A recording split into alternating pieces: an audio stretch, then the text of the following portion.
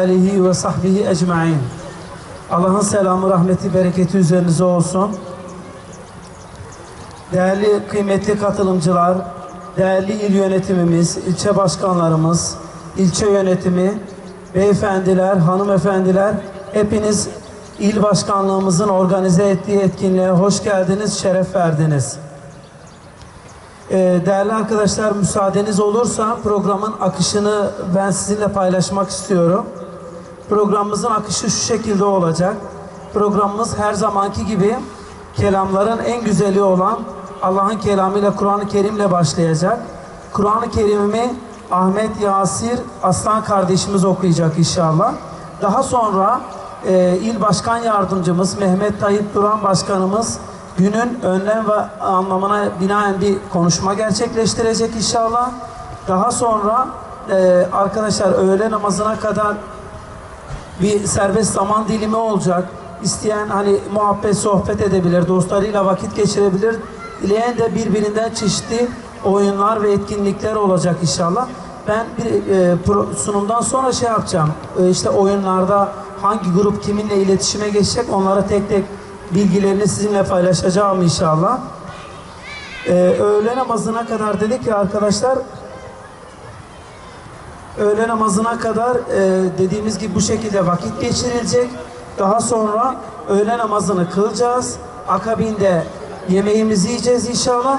Daha sonra da Genel Başkan Yardımcımız Abdullah Aslan kendisi bize bir konuşma gerçekleştirecek inşallah.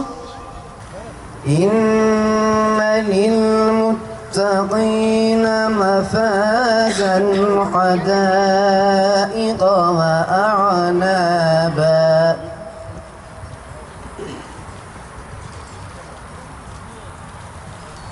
وكواعب أترابا وكأسا دهاقا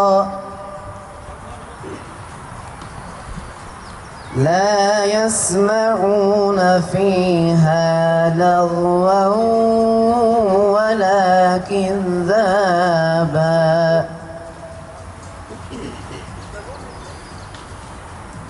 جزاء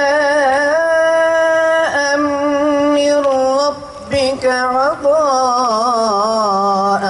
حسابا رب السماوات والأرض وما بينهما الرحمن لا يملكون منه خطابا يوم يقوم الروح والملائكة صفا لا يتكلمون إلا من أذن له الرحمن وقال صوابا. Evet, kıymetli kardeşlerim, inanıyorum ki buradaki kardeşlerimizin hepsi de çok daha güzel yerlerde piknik yapma, kendi aileleriyle birlikte piknik yapma imkanlarına sahiptirler. Ama mesela sadece piknik yapmak değildir. Mesele sadece yeme veya da içme değildir. Evet, mesele Allah rızası için bir araya gelmek, Allah rızası için bir arada bulunmaktır. Çünkü bizler de herhangi bir menfaat, herhangi bir karşılık beklenmeksizin Allah rızası için buraya gelmişiz. Burada kardeşler olarak toplanmışız. Dolayısıyla inşallah Teala öyle inanıyoruz ki bu topluluğumuz ve hatta bu pikniğimiz, programımız Allah'ın rızasına uygun bir ibadet şeklini alacaktır. Kıymetli kardeşlerim, yani dedim ya buradaki amacımız aslında aramızdaki kardeşliği pekiştirmek. İkincisi ailelerimizin kaynaşması, tanışmasını sağlamak. Üçüncüsü de belki helal dairesi içerisinde kardeşlerimizle beraber güzel vakit geçirmek, güzel zaman geçirmektir. Arkadaşlar, malumunuz son zamanlarda özellikle İslam düşmanları aileyi hedef almaktadırlar.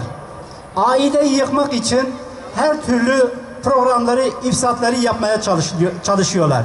Bizler de hamdolsun parti olarak aileyi korumak, aileyi geliştirmek için bu tür programları yapıyoruz ve bu tür programlara çok ciddi bir şekilde ehemmiyet veriyoruz.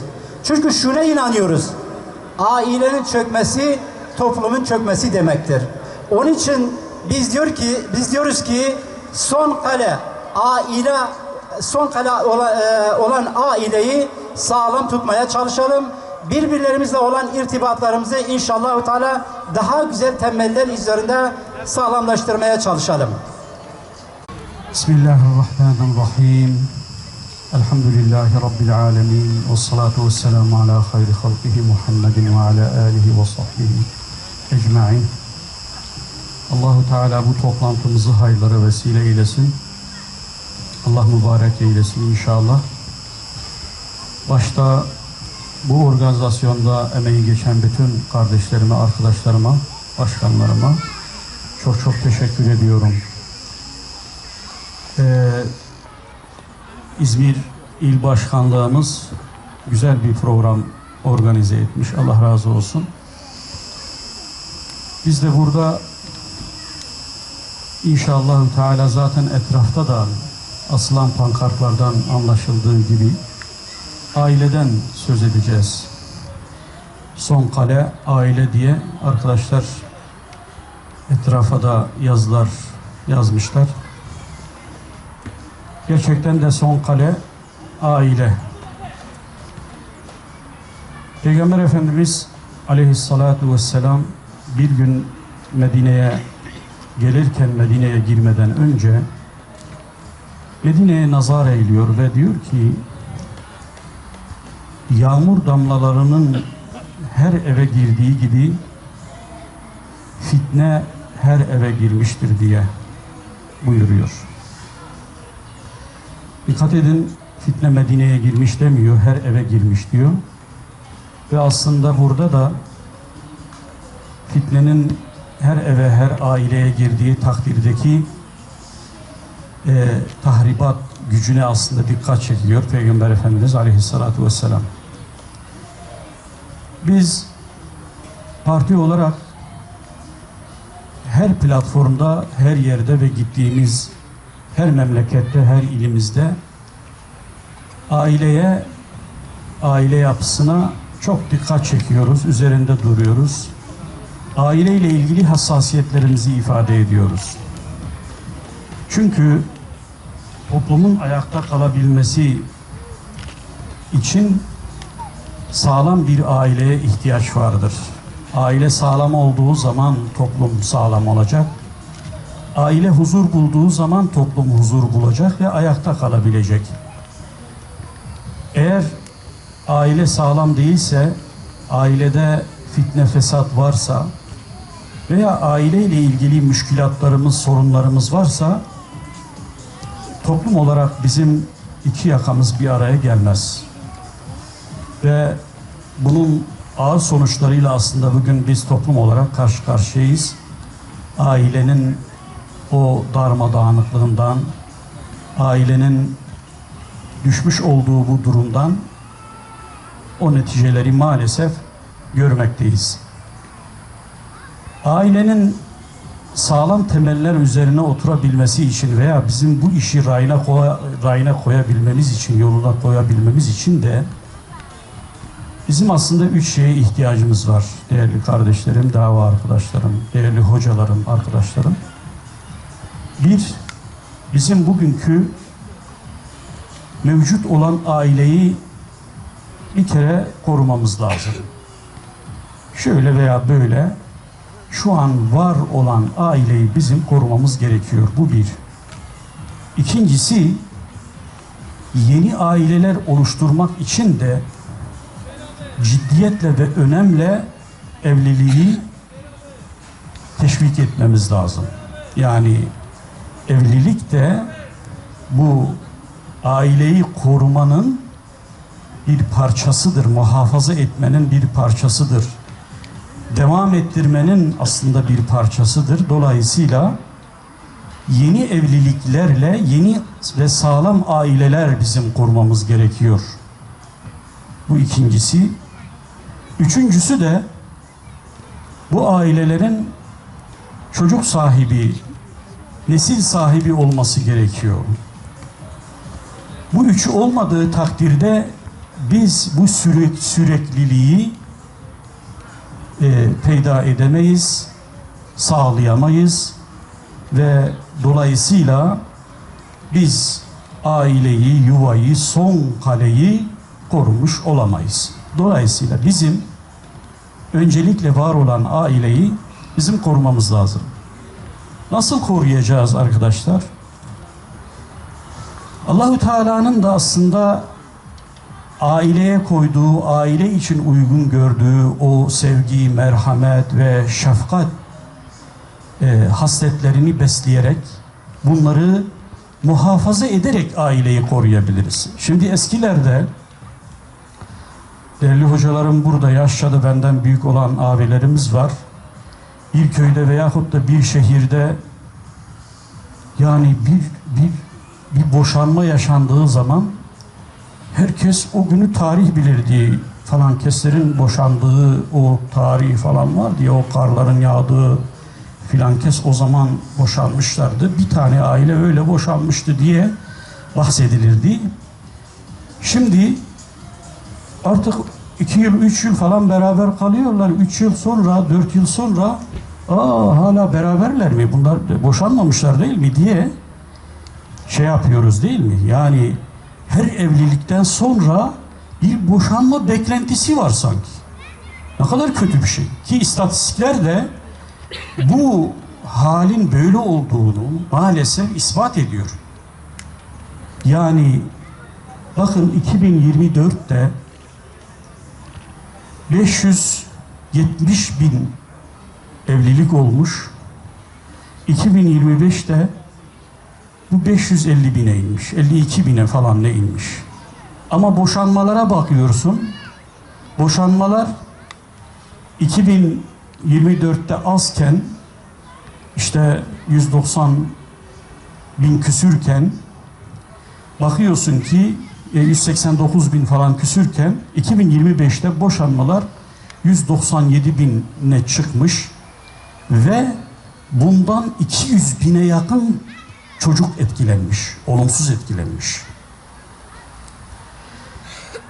Bütün bunların bir kere masaya yatırılması lazım. Yani ailenin o son kale dediğimiz kalenin muhafaza edilebilmesi için bu evliliklerin korunması lazım.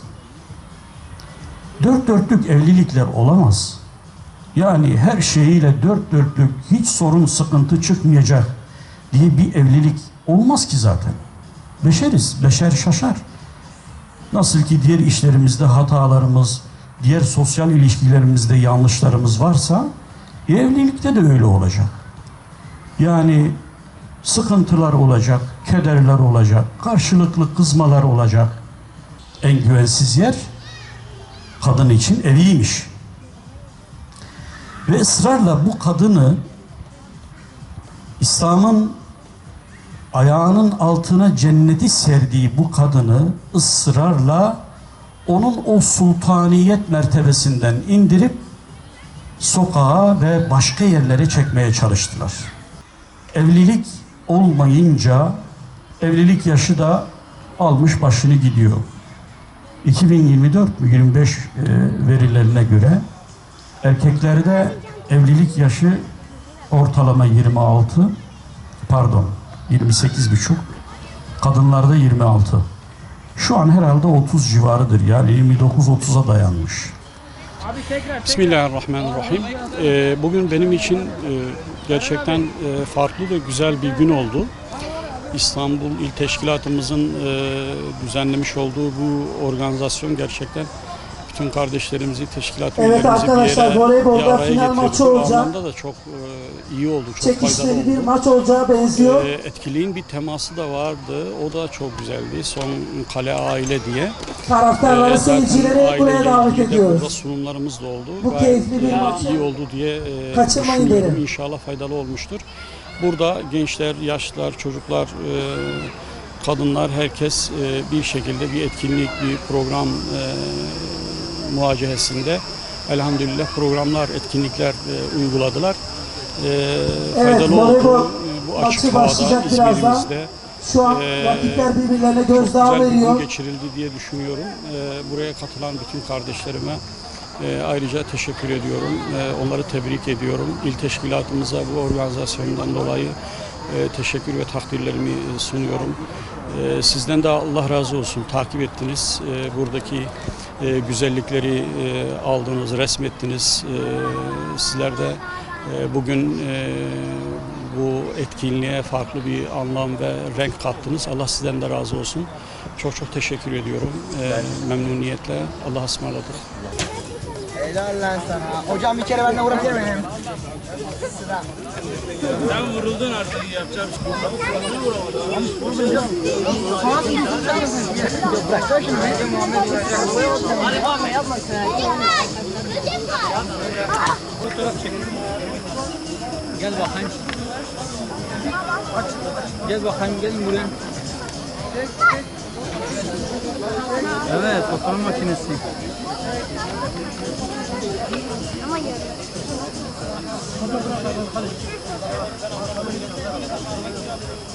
Öyle olmaz. Arkadaşlar bakın bu silah tırağı. Ali gel buraya. Evet ama hocam Grupların oluşturup hava çekme yarışması başlayacak. kapat.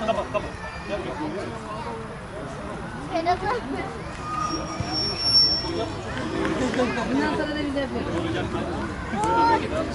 Leman tecrübeliydi. Hayır abi. Adam ettirek böyle. Değil mi? İki. Ferhat sen de zıpla Ferhat. Değmedi. Şimdi değmedi.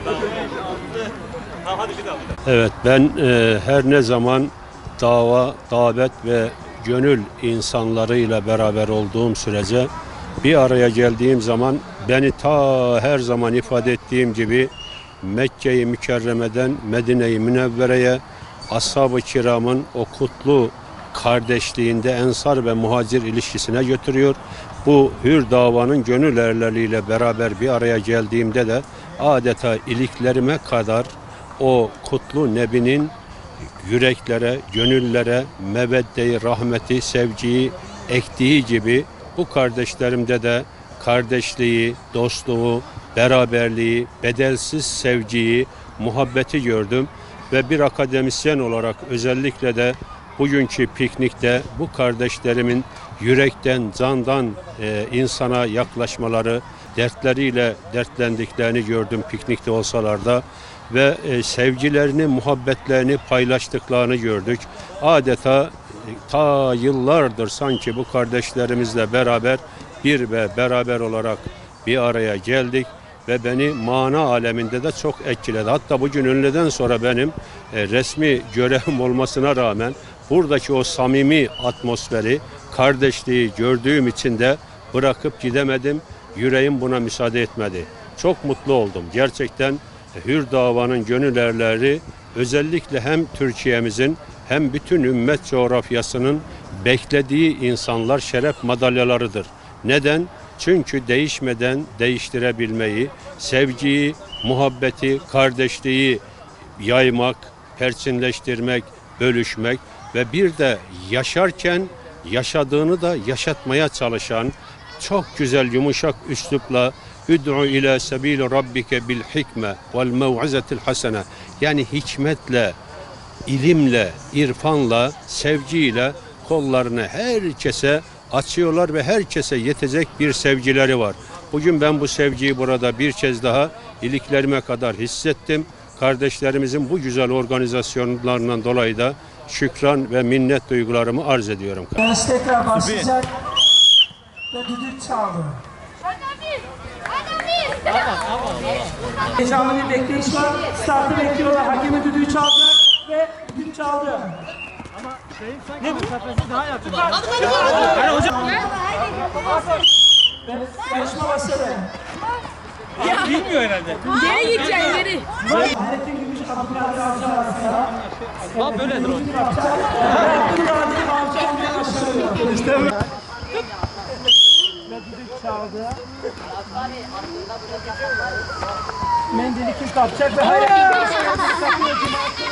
Hüdapar İzmir Gençlik Kolları olarak bahar etkinlikleri kapsamında Genel Başkan Yardımcımız Sayın Abdullah Aslan'ın katılımıyla piknik programımızı gerçekleştirdik. Programımıza gençlerin yoğun katılımı ve partimize yönelik duyduğu ilgi alaka bizleri ziyadesiyle mutlu etmiş olup bizleri ilerleyen hedeflerde bayağı bir umutlandırmıştır. Bizler gençleri siyasi bir obje olarak görmüyoruz. Gençler geleceğin yöneticileri ve idarecileridirler. Hür Gençlik İzmir olarak ümit varız ki İzmir'in geleceğini hür gençler değiştirecektir inşallah. Dediler maç yapacağız, ben de bir tur oynayayım geleyim sonra. Bir sorun olur mu amca?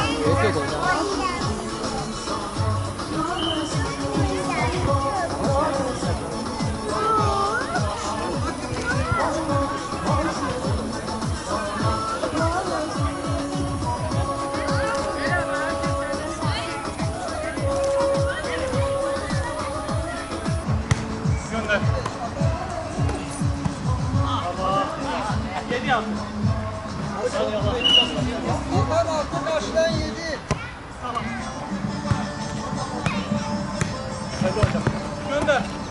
İçeri. Helal olsun. Yavaş. Ben de.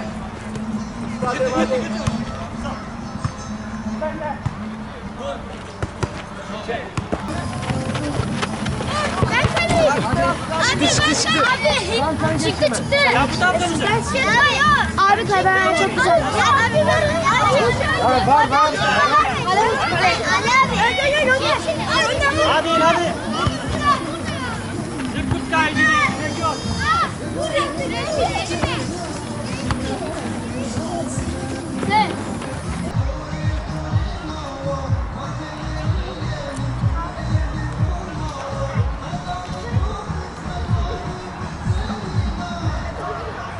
Oh, 1-0 kırmızı. ben de vurdum. Devam.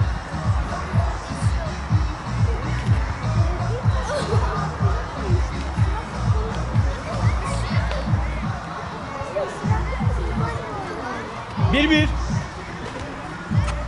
Kız yüzünü kapat, kırmızı.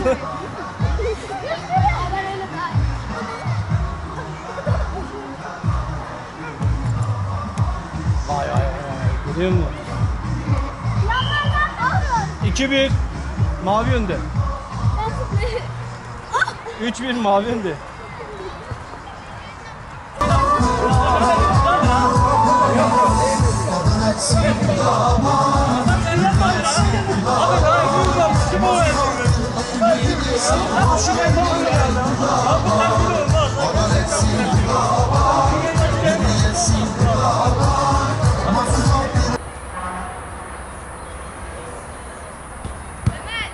Eşhedü en la ilahe illallah.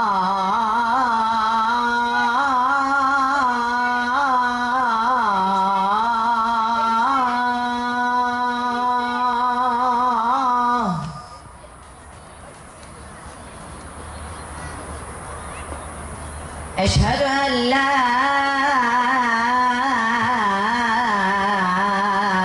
ilahe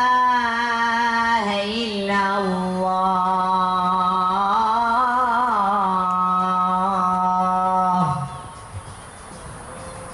Mezuni ver yapalım mı? Kendim gidip ziyaret ettim. O müptela olanlarla bir toplantı böyle gerçekleştirdik. Bir 30-40 kişi vardı. Maşallah yani. Kimisini işte şey için ödüllendirmek için Ümre'ye göndermişlerdi falan. Anlatıyoruz Siyer'den. Süleyman abi birazdan gelecekler Hamza. Yapma. Buraya kuş yazıyorlar. Gençler geliyor. Çek. Abi sen de arkaya geçer misin ya? Abi sen en son arkadaydın. Bir ara ben ilk aldığım zamanlar demir vardı.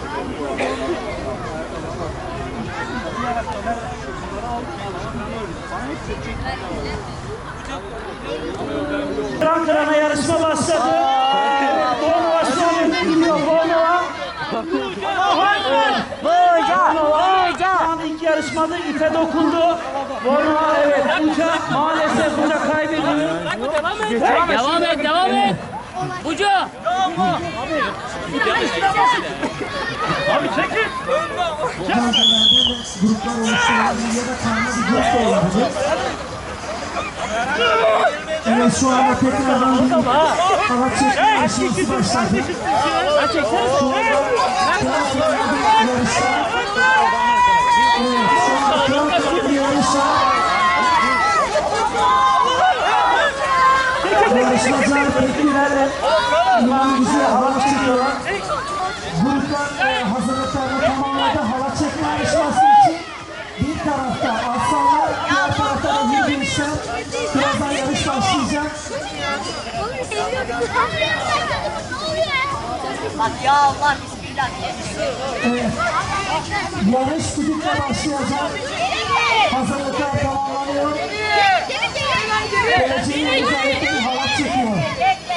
Evet. Birazdan yarış başlıyor. Hayır biraz geri gidin. Hayır halatla değil. Halatı bırakıp geri gidin.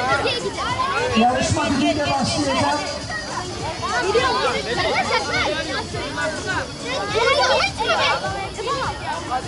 Oyuncu arkadaşlar düdük sesini çekiyoruz.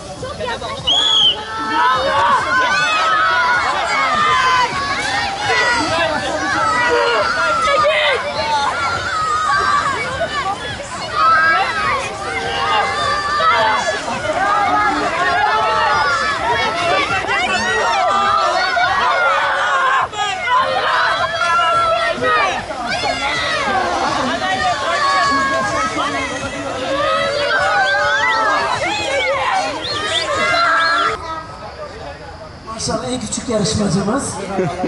O da iddialı. Birazdan yarış başlayacak. Herkesin gözü kulağı hakemin düdüğünde yarış başlayacak. Yarışmayı sabote eden bir kardeşimiz.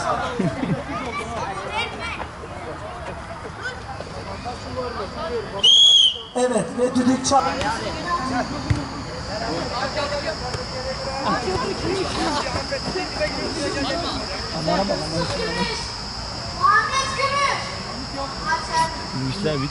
Gümüş maşallah. Evet, yarışmacılar iddialı. Birazdan hakemin düdüğü çalacak. Evet, yarışmacılar hakemin düdüğünü bekliyor. Aldım çek. Dur. Evet.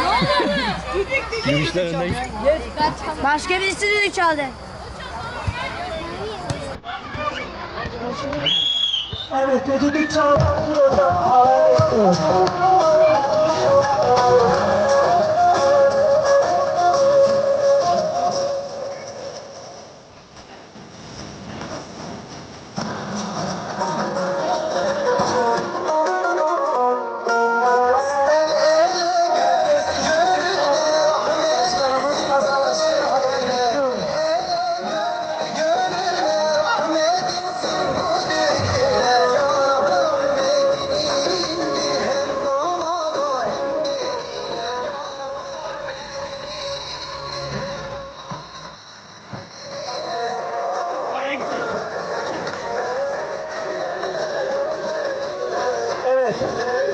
Merkez Disiplin Kurulu üyesi Hasan Aşkın Başkanımızı havaya bekliyoruz.